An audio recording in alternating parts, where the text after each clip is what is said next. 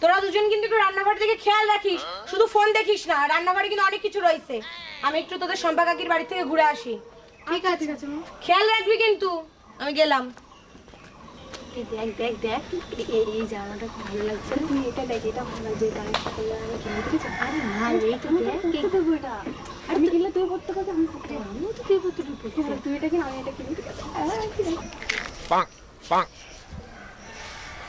মামা চলো চলো চলো চলো চলো চলো চলো। আর ভাগ্নে, তোর আমি কতবার বলিস এই কানা রাত্রে চুরি করতে বেরোলি অন্তত একটা টর্চ লাইট নেই, তুই আমার কথা মোটে শুনবেই নি। এই রাত্রিবেলা দেখা যায় বল দিন?